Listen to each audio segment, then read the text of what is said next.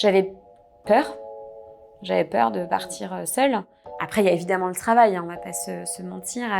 Et là, je me rappelle très bien de ce jour où j'ai eu une illumination. J'étais sur la plage. Là, en fait, je me suis dit, mais je vais demander si je peux faire du télétravail à Marseille. Bonjour et bienvenue à bord de ce nouvel épisode de Ciao Paris, le podcast qui booste votre changement de ville et de vie. Je m'appelle Valérie Bohin et je vous emmène rencontrer ceux qui, comme moi, ont quitté Paris. Portée par les témoignages du podcast, j'ai déménagé près de Toulouse en 2021 et je continue de vous proposer des témoignages optimistes et réalistes et des conseils d'experts pour accompagner votre nouveau départ. De ce moment où vous prenez conscience qu'il faut bouger, mais que vous ne savez pas trop par où commencer à votre installation en passant par l'organisation du déménagement, Ciao Paris vous aide à franchir chaque étape de ce grand projet. Pour être sûr de recevoir les prochains épisodes, c'est facile, il suffit de vous abonner à Ciao Paris sur votre plateforme d'écoute et pour encore plus de ressources et de conseils, inscrivez-vous à notre newsletter Pigeon Voyageur, le lien est dans la description de l'épisode. En attendant le début de la 4e saison du podcast qui sera diffusée à partir de début mars, je vous propose d'écouter ou de réécouter ces nouveaux départs que vous avez tant aimés et que vous avez plébiscités suite à notre sondage sur Instagram. Allez, c'est parti pour le ciao du jour. Aujourd'hui, je vous emmène voir la Bonne Mère et le Vieux-Port pour rencontrer Laura. Laura est directrice commerciale d'une start-up parisienne et grâce à un accord avec ses boss, elle télétravaille désormais de Marseille. J'ai été très touchée par les difficultés qu'elle a rencontrées en tant que célibataire, pendant le confinement d'abord, mais aussi au moment de quitter Paris. Pour elle, à deux, c'est plus facile. Vraiment, pour avoir vécu un départ à deux, à quatre même, on peut dire, je pense tout simplement que ce ne sont pas les mêmes difficultés. En tout cas, ce que j'ai adoré, c'est la façon dont Laura a déployé ses filets de sécurité là où elle en avait besoin. Et ça, qu'on soit célib ou pas, on devrait tous prendre soin de nos peurs avant de franchir le cap du départ. En tout cas, si les épisodes avec des personnes qui ont quitté Paris en étant célibataires vous intéressent, je vous recommande d'écouter les épisodes 1 et 28 avec Julia, les épisodes 19 et 20 avec Brian, ainsi que les épisodes 26 et 27 avec Aurélie. Allez, je vous laisse avec une nouvelle histoire, un nouveau départ, celui de Laura, 34 ans, qui a quitté Paris pour télétravailler dans la cité phocéenne il y a tout juste un an. Allez, 3 kilos, 10 euros là. Allez, qui en veut les clients? On fait cadeau, qui veut le bonheur? Qui veut le bonheur? Aujourd'hui, je suis à Marseille. Je vois la Bonne Mère. Je respire les bonnes odeurs de poisson. Et ouais, c'est bien dense là au niveau de la circulation à Marseille. 1 kilo poisson, vous aimez ça, hein? 1 kilo, ma belle, 18, je vous le vide? S'il vous plaît. Allez, on y va. Et alors ce matin, j'ai rendez-vous avec Laura, qui est arrivée il y a quelques mois. Laura, elle a une trentaine d'années. Elle est venue habiter ici tout en gardant son job parisien. Et Laura, elle a profité en fait de la crise sanitaire pour négocier avec sa boîte de télétravailler à 100% à Marseille. Donc là, on va se retrouver sur le Vieux-Port parce que son coworking n'est pas très loin. Ah, le bar de la Marine, voilà. Elle est où? Ah, coucou.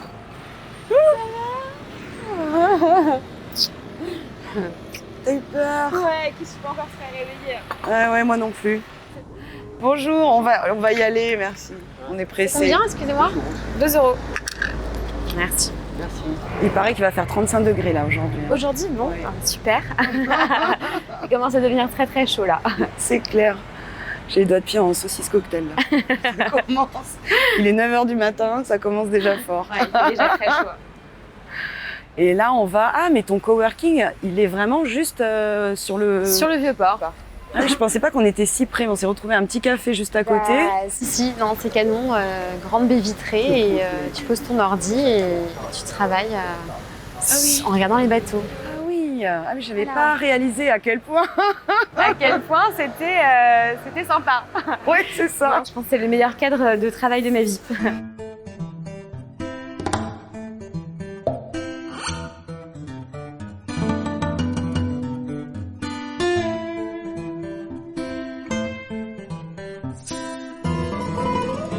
Moi, j'ai grandi en région parisienne, dans le 92. Donc, du coup, parisienne, peut-être pas dans dans la définition exacte depuis la naissance, mais en tout cas, j'ai toujours gravité autour de Paris. Mais quand t'as grandi en région parisienne, t'es parisienne. Oui, non, mais bien sûr. Mais bon, les Parisiens insistent sur le fait qu'ils sont nés, qu'ils ont grandi intramuros. Moi, j'ai grandi en banlieue sympa, mais Paris, ça a toujours été un lieu de désir. Moi, dès que j'ai pu, je suis partie m'installer dans Paris, vraiment intramuros. Et du coup, c'était la vraie vie parisienne qui commençait aussi. Donc, j'ai beaucoup aimé cette période, ces débuts. J'étudie à Dauphine et je bosse pas mal, mais je fais beaucoup la fête. Je fais partie d'une asso à la fac. C'est toi qui organise les fêtes de la fac. Pas mal, ouais. J'étais au bureau de l'asso. J'aime bien, tu dis ça tout timidement. Je fais partie d'une asso. J'avoue que on s'occupait des Erasmus dans mon asso et du coup, il fallait les accueillir comme il se devait. Donc, tous les semestres, il y avait des week-ends d'inté, etc. Donc, c'était vraiment la vie de fac, un peu comme dans les séries où tu as ton local, où tu fais tes soirées, tout ça. Donc, pour moi, c'était génial quand je suis arrivée à Paris. Et du coup, t'as fait un Erasmus ou pas? Grâce à cet asso. J'ai même pas fait d'Erasmus. C'est un peu la blague. J'ai pas fait d'Erasmus. Mais par contre, en césure, juste avant de faire mon Master 2, je suis partie à New York 6 mois. D'accord. Faire un stage. J'ai adoré. On était dans l'époque quand même Sex and the City, Gossip Girl, enfin... New York, c'était en 2010. Et à l'époque, ça me faisait vraiment rêver. J'étais terrorisée à l'idée de partir. Je parlais pas très bien anglais. Je suis arrivée seule quand même dans la ville, vraiment. J'avais pas de potes de mon âge. Et puis fallait aller bosser en anglais. Moi, je travaillais dans une banque. J'étais un peu stressée. Mais au final, ça a été super comme expérience. Et à ce moment-là, Paris te manque? Pas du tout. Franchement, pas du tout. Mais quand je suis rentrée à Paris, j'étais contente parce que Paris, il y a quand même plein de choses. Enfin, en tout cas, à l'époque, il n'y avait pas beaucoup de terrasses à New York. C'est quand même des grands buildings. Moi, j'habitais dans Manhattan et donc, du coup, le charme parisien me manquait. Quand même, la petite douceur, les petites terrasses, les petites places, la bouffe. Ça m'a fait re-aimer Paris, vraiment. Je trouve que dès que tu pars longtemps de Paris, après moi, quand je reviens, j'ai un truc où ça me ramène à Paris. Et c'est marrant parce que tu dis la douceur parisienne. Ouais, je sais. Je crois que c'est la première fois que j'entends ça. Ça fait un an que je me suis Non, mais New York, c'est une ville qui s'arrête jamais. C'est-à-dire que tu veux te faire une pédicure à 2h du mat, tu peux faire tes courses à 3h du mat. Enfin, et en plus, comme tu as des grands immeubles, tu vois le ciel, mais tu as vraiment ce côté gratte-ciel. Alors qu'à Paris, quand même, tu as des immeubles, mais qui sont quand même plus bas. Tu vois plus le ciel, tu as un peu plus de végétation. Donc c'est pour ça que finalement, Paris m'apparaissait beaucoup plus apaisant.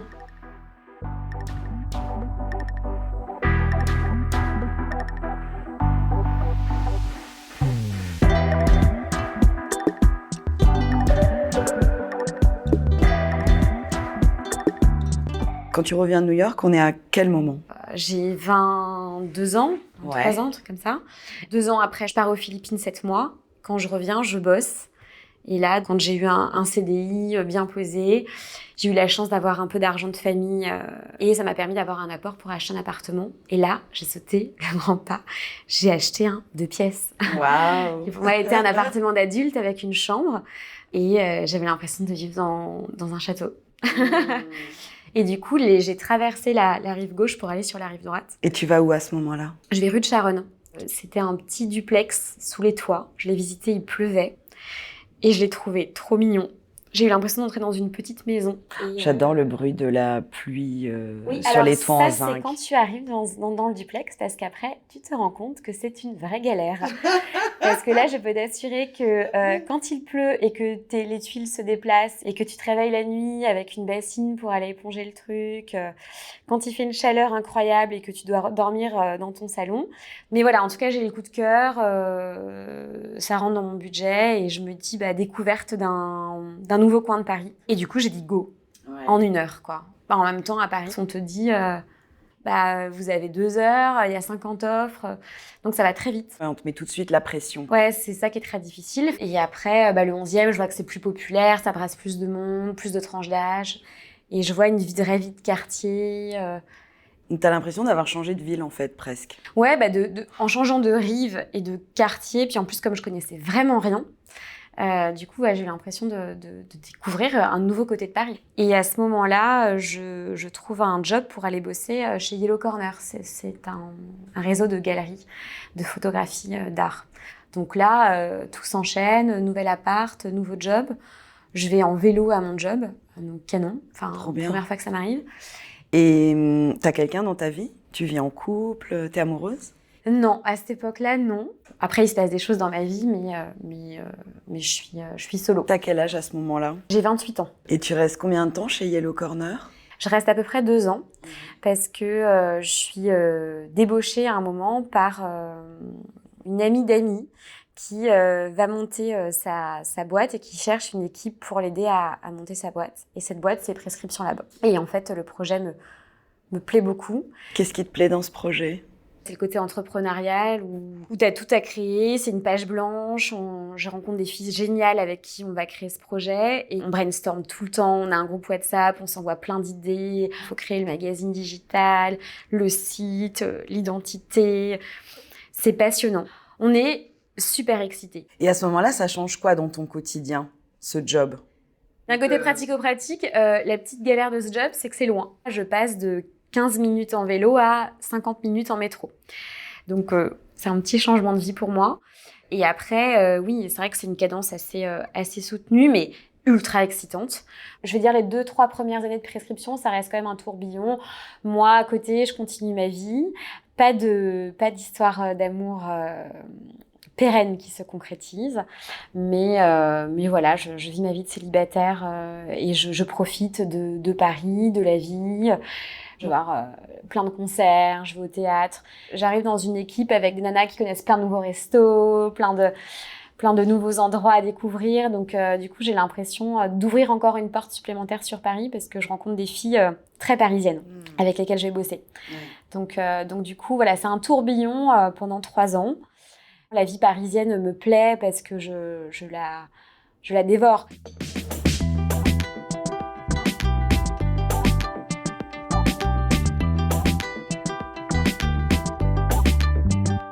Et puis, commence à se mettre un peu dans ma tête une petite graine. Donc là, j'ai 32-33 ans parce que j'ai une de mes amies proches qui s'appelle Elodie, qui, elle, est partie vivre à Nice et que je commence à aller voir régulièrement. Et c'est vrai que je passe pas mal de week-ends chez elle et quand j'en reviens, je me dis c'est quand même sympa le sud. Mais ça me semble impossible. Impossible parce que je suis seule, parce que le travail. Et après, mon amie, elle se plaît à Nice, mais je vois aussi que c'est pas facile de rencontrer des gens de son âge, que les gens, en tout cas dans cette ville-là, sont assez posés, en couple, souvent avec enfants. C'est pas évident aussi de se créer un cercle d'amitié. Ce que j'entends, c'est qu'un des freins pour toi, c'était le fait d'être seule. Ouais.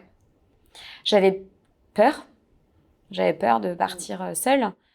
Comme souvent, on se dit que c'est plus facile à 2, que forcément on a quelqu'un qui va être là, que si on connaît pas grand monde, on aura au moins quelqu'un, que ça va être simple pour tout, pour emménager, pour s'occuper, enfin voilà, pour se confier. Donc du coup, c'est quelque chose c'était un frein très important. Après, il y a évidemment le travail, on va pas se mentir. À cette époque-là, je me sens bien aussi chez Prescription Lab, donc c'est quelque chose que je chasse assez vite de mon esprit.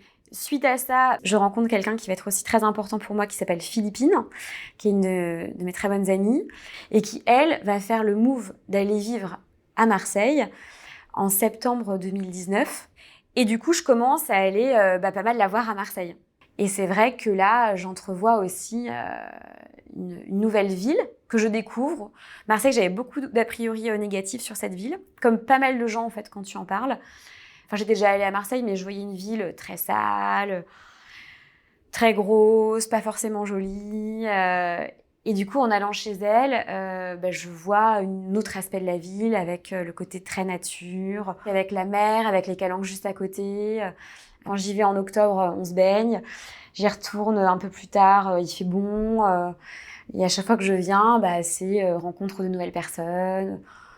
Je découvre. Donc c'est cool. C'est des moments qui sont chouettes. Et c'est vrai que quand je vais là-bas, je me sens bien. Et quand tu remontes à Paris, après ces week-ends à Marseille, avec ton ami qui a fait ce switch, justement, qui a fait son Ciao Paris déjà, les retours, c'est difficile ou pas? C'est comment? Ouais, je pense que les retours, c'est difficile, c'est un grand mot parce que à Paris, j'ai une vie remplie, j'ai plein de potes, je fais plein de choses. Mais en tout cas, il y a quand même ce truc-là où avec les années, j'apprécie de plus en plus faire des choses plus posée le week-end. Je suis devenue aussi plus sportive avec les années. J'aime le côté nature, soleil. Et du coup, je me pose de plus en plus de questions. Avec le frein du boulot, avec toujours le frein de je suis solo. Moi, dans ma vie personnelle à cette époque-là, il y a eu des histoires, mais qui ne sont pas concrétisées. Donc, je suis sur quelques petits échecs sentimentaux. Mon socle d'amis, pour la plupart, sont en couple et beaucoup ont fait des enfants. Donc, je commence à me sentir aussi un peu en décalage par rapport à eux. Même s'il me reste toujours un petit groupe d'amis célibes avec qui je suis plus sur le même rythme. À Paris, je suis bien, mais je me sens dans une sorte de tunnel quand même. J'ai l'impression de répéter quand même beaucoup de fois la même chose. Comme j'habite à Paris depuis quand même longtemps, ça va faire 15 ans, du coup, c'est vrai que, voilà. Donc, il y a un côté qui est cool de cette petite routine, mais au final, moi, je suis quelqu'un qui aime beaucoup la découverte, et je me sentais pas dans cette découverte, en fait. Les petits rails, là. Ouais, le petit rail, le sport à tel endroit, le café à tel endroit, et au final, ça commençait à me peser. Je prends beaucoup le métro, en plus, moi, je faisais beaucoup de rendez-vous commerciaux, donc du coup, je passais beaucoup de temps sous terre, en fait, vraiment, avec les aléas du métro qu'on connaît, et je sens que je m'essouffle un peu, et je me dis en 2020, voilà, il y aura un changement. Je ne sais pas ce qui se passera, mais il faut que je change. Alors voilà, donc je ne savais pas si ça passait par un nouvel appart à Paris, nouveau quartier, nouvelle routine. Nouveau job. Nouveau job, j'y pensais aussi, parce que c'est vrai que quand tu cherches de la nouveauté, tu regardes un peu ce que tu peux changer. Bon, le nouveau mec, ça c'est quand même un truc plus compliqué finalement à trouver dans l'immédiat, ça dépend moins de toi.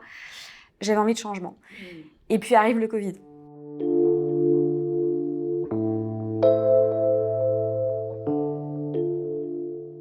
Moi, je commence mon confinement chez moi, dans mon petit appartement, certes très sympathique pour une Parisienne solo, mais j'ai l'impression d'étouffer au bout d'un jour et demi.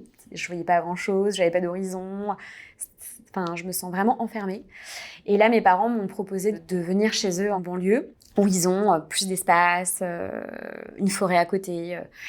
Au début, je dis non merci, c'est gentil, je vais rester toute seule. Puis en fait, je pète un câble et une semaine après, je pars chez eux. Et je pense que le confinement, comme pour beaucoup de gens, a été un moment de pause, quoi, vraiment, surtout. C'est quoi le bilan que tu fais à ce moment-là du confinement ? Un peu dur, entre guillemets. C'est-à-dire que c'est vrai que je me retrouve à 33 ans à retourner vivre chez mes parents. J'aurais jamais cru ça. Bon, après, je suis pas la seule. Je vois autour de moi, les gens solos sont quand même beaucoup repartis chez les parents, où c'est souvent plus au vert, plus d'espace que nos petits apparts parisiens. Mais voilà, petit bilan, je suis célib, je bosse depuis plusieurs années pour mon job, je suis un peu, je me questionne beaucoup, mais en même temps, c'est le flou total parce qu'on ne sait pas quand est-ce qu'on reprend une vie normale. Tu te poses plein de questions. Enfin, moi, je me disais, qu'est-ce que je vais faire de ma vie ? Je pense que je commence à me poser des vraies questions, mais ça reste très flou. T'étais déjà remuée ? J'étais très remuée. Enfin, je me posais des questions avant le confinement, et le confinement fait que je me pose encore plus de questions. Je me sens un peu perdue. Le télétravail se met en place et se met bien en place. On arrive à bien bosser. Et moi, j'ai tous les jours au téléphone Philippine, à Marseille, qui vit un confinement un peu différent d'une autre parce qu'elle est au pied des Calanques, dans sa résidence. Je me dis pas du tout encore je vais vivre à Marseille, mais en tout cas, c'est vrai qu'on en parle. Parce qu'elle t'invite à venir, en fait. Elle te dit, mais Laura, mais viens. Ou pas. Ouais. Enfin, on se met d'accord sur le fait que dès que c'est fini, je viens à Marseille pour une semaine. Et là, je revis.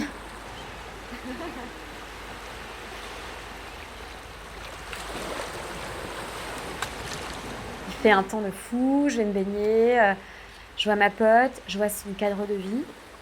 Et là, c'est une semaine un peu de dingue parce qu'on est beaucoup à être chez elle.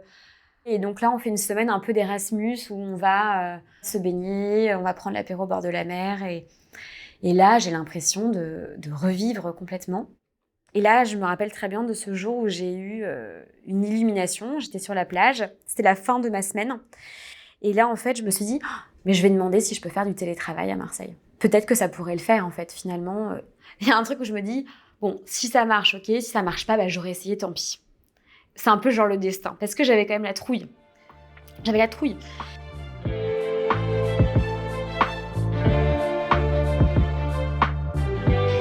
Et je pose la question.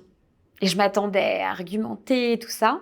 Et en fait, tout de suite, on me dit « Ok, Enfin, je pense que tout le monde a tellement souffert de la situation qu'il y a un côté compréhensif et on me dit « Ok, par contre, tu viens faire la rentrée en septembre et après, à partir de début octobre, ok pour que tu puisses t'installer à Marseille. » Et on part sur une base de 3 mois de tests dans les 2 sens.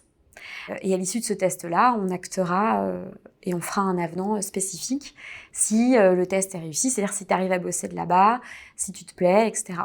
Et tu remontes à Paris, par contre, plusieurs jours par mois pour les rendez-vous importants, les réunions d'équipe.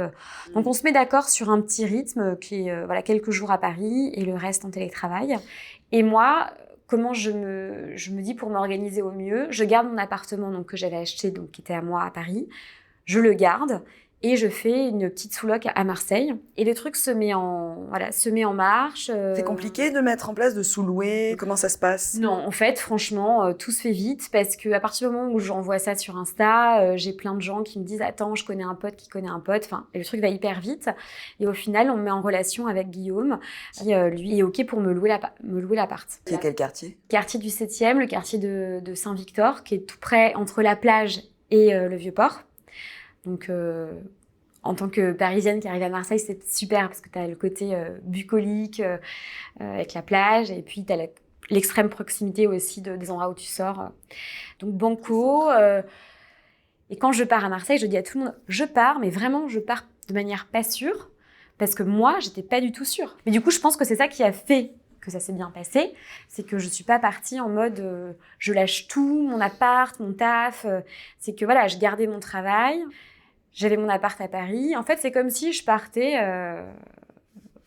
en vacances entre guillemets, quoi. Non, mais tu pars avec des sécurités. Ah ouais, des sécurités dans Et tous tu les pars sens. en te disant, je me laisse le temps. Moi, ça a été une obligation parce que ça me terrorisait sinon. Trouille de quitter ses potes, principalement. Moi, ma famille n'est pas forcément ultra près, donc c'était pas un problème par rapport à ma famille, mais c'était quitter Paris. À cette époque-là, la deuxième vague de Covid n'est pas là, donc Paris est normal et on vit, il y a des concerts, il y a du théâtre, moi j'adore ça. Donc je me dis, c'est la province, tout le monde te dit, il n'y a pas de vie culturelle, il y a des gens qui... Et du coup, je me dis, Marseille, moi je l'ai aussi vécu en mode été, en mode sortie de Covid, en mode petit week-end où il fait beau, mais ça se trouve dans le dur, Marseille c'est pas sympa, J'avais plein d'a priori, j'avais la trouille. Mais tu fais des cauchemars la nuit, tu travailles en sueur. Pas à ce point-là, mais moi, ça me fait ça. Hein. Ouais. Moi, je suis à 10 jours de déménager, tu vois, là encore, cette nuit, 4 heures du matin, en nage, tu vois, après un rêve chelou. Non, mais je comprends. Non, mais j'ai eu des moments de stress, mais la différence, je pense, c'est que tu bouges tes enfants, ton mec et tout. Moi, là, j'étais seule. J'avais mon taf à Paris. Si ça se passait pas bien, je remontais à Paris. J'avais mon appart à Paris. Donc en fait, c'est vrai que je partais avec tous les filets possibles.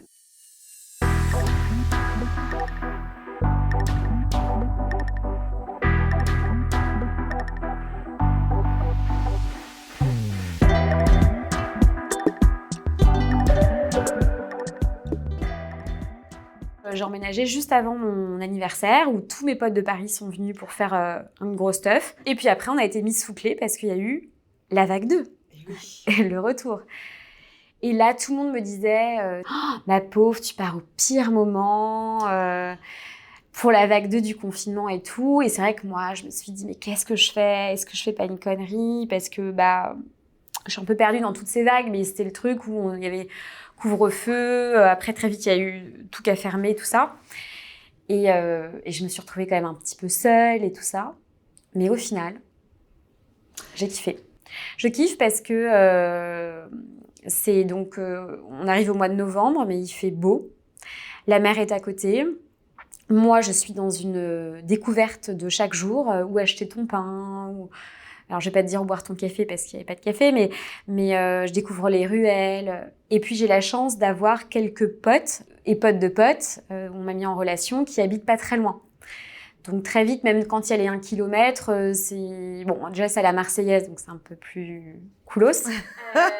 Oui, on organise un petit carnaval. Alors, c'était après, je n'y étais pas. Mais en tout cas, voilà, c'est un peu quand même... C'est toi avec ton BDE. C'est un peu plus, ouais, c'est un peu plus souple. Et puis après, je pense que je suis charmée par la douceur. C'est vrai que j'arrive dans une ville du coup qui est très calme avec tout ça. Et puis au final, ça se met en place, voilà, au fur et à mesure. Je travaille de chez moi. En fait, ce qui est plus facile pour moi, c'est que je ne rate rien parce qu'à Paris aussi, tout est endormi. Et donc du coup, moi là, je suis dans un appartement plus grand que celui que j'ai à Paris, qui est agréable, très lumineux. J'ai une vue sur l'extérieur, sur le ciel. Il fait très beau. Je rencontre des nouvelles personnes. Enfin, c'est une mise en route lente mais agréable. Les 6-3 mois, on arrive en décembre. Et en décembre, là, financièrement, j'ai mon appart à Paris où je paye quand même mon emprunt. Et là, je me dis, ça commence à être chaud. Parce qu'avec le confinement, bon, tu dépenses pas beaucoup d'argent. Mais il y a un moment, je suis pas riche comme Crésus, donc je peux pas avoir les deux. Je rêverais d'avoir un pied-à-terre à Paris, mais c'est pas possible. Je m'étais laissé 3 mois, mais au final, 3 mois après, on est encore confinés. Parce que du coup, arrive Noël, c'est quand même encore le bordel. Et du coup, je me dis, allez, je me donne une petite rallonge parce que j'aimerais bien avoir Marseille normale. Voilà, avec la vie, le truc et tout. Puis en plus, même s'il fait globalement beau à Marseille, en décembre, il y a aussi des jours un peu de pluie, puis il y a le Covid qui revient. Enfin, il y a des moments qui sont un peu moins faciles. Moi, je commence à avoir un peu marre de bosser de chez moi parce que c'est chiant, quoi. Et du coup, je me dis, allez, je me octroie une petite rallonge en plus. Mais j'avais comme vue où je me suis dit, je me disais quand même, je vais vendre mon appart. À terme, je vais vendre mon appart à Paris. Je vais me prendre le temps d'acheter un truc sur Marseille. Je m'étais quand même dit ça. Et voilà, janvier, février se passe et en fait, j'adore. Les petits doutes que j'ai pu avoir à Noël s'évanouissent.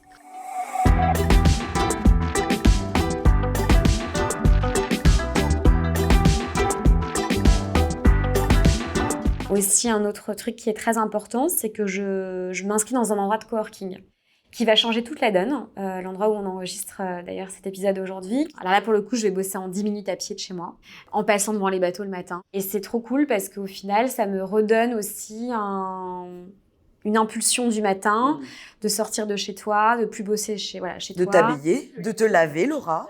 Je me lavais, mais le legging était un peu trop présent dans ma vie, ça c'est sûr.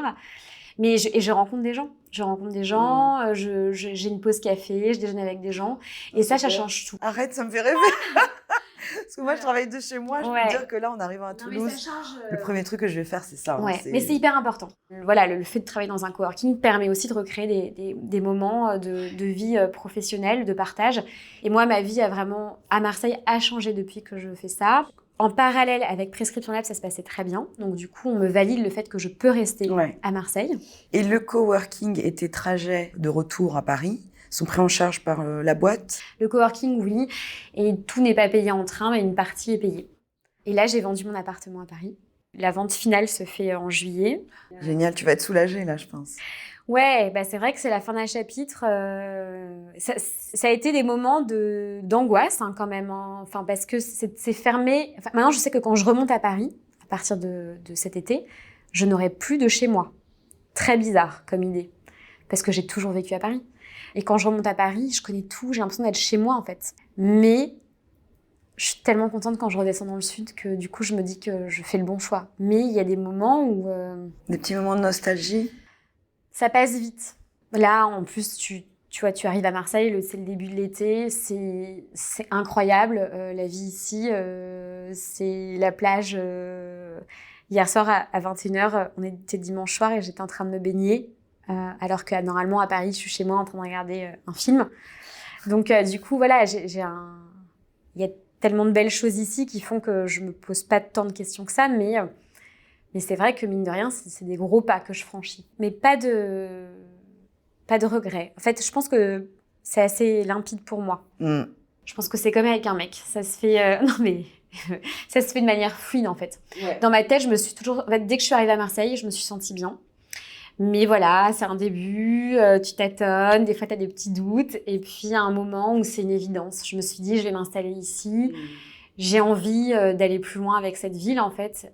Concrètement, financièrement, mon appartement à Paris, pour tous les points qu'on avait énumérés aussi, c'est un appart dont je voulais me séparer parce qu'il y avait beaucoup de problèmes avec cet appartement sous les toits. Donc, je savais qu'à terme, je voulais le vendre.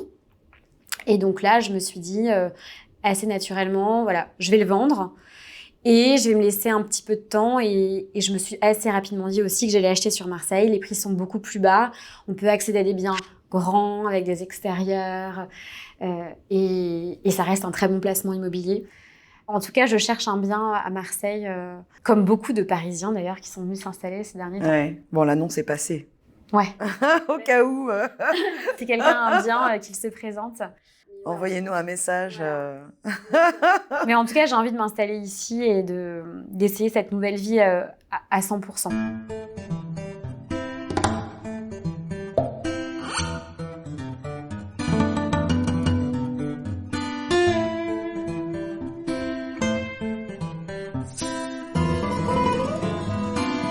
Et alors, dans 5 ans, dans un monde idéal, admettons, hein, tu vois, on est dans un monde idéal, tu as 0 contrainte. T'es où, tu fais quoi? Waouh. C'est dur de se projeter parce qu'il y a un an, tu m'aurais dit que je serais ici. Je pense que je ne l'aurais pas cru, vraiment. Mais je me vois bien dans la région avec peut-être une grande maison et un jardin. Non, je me projette assez bien dans une vie seule ou à deux ici, en tout cas. Ouais. Marseille me réaligne beaucoup avec mes envies profondes, je pense. Là, on se parle, il fait un grand soleil. Quand tu ouvres ta fenêtre et qu'il fait beau, 80% du temps, c'est une source vraiment d'endorphine énorme. Donc, je me sens déjà plus apaisée. Je me sens moins dans la course aux activités même payantes. Enfin, je sais pas comment dire, mais c'est vrai qu'à Paris, j'avais souvent l'impression de sortir ma CB toute la journée, le week-end, une expo, un ciné, un Perrier, un verre de vin, tout. Là, c'est vrai que le week-end, on fait des choses plus simples, mais finalement, qui me font vachement bien, sans dépenser de l'argent, voire ou très peu. Après, voilà, là, le côté culturel, je l'ai pas encore exploité à Marseille parce que tout réouvre, mais il y a quand même une vie culturelle qui me fait plaisir parce que moi, c'est quelque chose qui me plaisait à Paris. Moi, je fais aussi pas mal de sport, donc c'est vrai que c'est un bonheur d'aller courir sur le Vieux-Port ou près de la mer versus dans le 11e chez moi, c'était un cauchemar. Prendre plus soin de moi, je vais beaucoup me baigner. Hyper important, tu vois, je me baigne là 3 à 4 fois par semaine. Donc je sens que mon corps est mieux, je me sens aussi plus apaisée. Et puis j'ai rencontré aussi plein de gens cool. Ça, c'est un truc hyper important. Oui, tu t'es fait des amis assez vite. Je me suis fait des amis assez vite. Après, bon, je suis quelqu'un d'assez sociable, mais c'est vrai que quand tu dis que tu arrives à Marseille, en fait, tout le monde te dit « Attends, j'ai un pote, un pote, un pote ». Au final, tu rencontres la terre entière. Et le monde est assez petit ici, donc tu recroises aussi souvent les gens. Donc, c'est des rencontres humaines qui me nourrissent beaucoup. Et c'est ce qui me manquait aussi à Paris, parce que c'est vrai que ces dernières années, j'avais l'impression d'être un peu en vase clos. Enfin, c'était pas une impression, j'étais beaucoup en vase clos. Et même si j'adore mes amis, mais moi, je fais partie de ces gens qui ont vraiment besoin des autres au quotidien et de nouvelles rencontres. C'est hyper important pour moi. Et là, j'ai l'impression de me nourrir de ça, comme vraiment, c'est une nourriture pour moi. Et je rencontre des gens au coworking, quand je vais boire un verre, quand tu vas à la plage. Et du coup, j'ai l'impression d'être dans un tourbillon de choses cool. Donc voilà, après, j'espère que le tourbillon, que cette lune de miel avec Marseille va durer. Mais pour parler à des gens qui sont installés ces dernières années à Marseille, ils me disent que ça dure. Quand tu n'as pas grandi ici, tu apprécies à chaque fois d'aller à la plage. Oui, tu savoures ta chance. Ouais, tu savoures parce que c'est pas normal pour toi. Moi, j'ai jamais vu la mer au quotidien. Quand hier soir, je rentrais après un bain à 21h, je me disais, mais c'est hallucinant, j'ai beaucoup de chance. Et alors, moi, je dis ciao Paris. Toi, tu dis quoi? Moi, je dis ciao Paris, on verra. On verra si... En tout cas, je vais revenir régulièrement à Paris pour mon travail. Et ça, j'en suis très contente parce que ça me permet de garder le lien avec mes amis, de les voir aussi régulièrement, pour ceux qui descendent pas. Et j'aime beaucoup Paris. Quand j'arrive à Paris, je trouve ça beau et voilà, c'est une ville que j'aime beaucoup. Mais pour l'instant, ça sera Marseille et puis après on verra. On va essayer à fond. Depuis notre enregistrement, pas mal de choses ont bougé pour Laura. Bon, elle travaille toujours pour Prescription Lab et monte régulièrement à Paris comme c'était prévu. Mais depuis, elle a vendu son appart parisien et vient d'en acheter un nouveau à Marseille, où elle va emménager dans quelques semaines.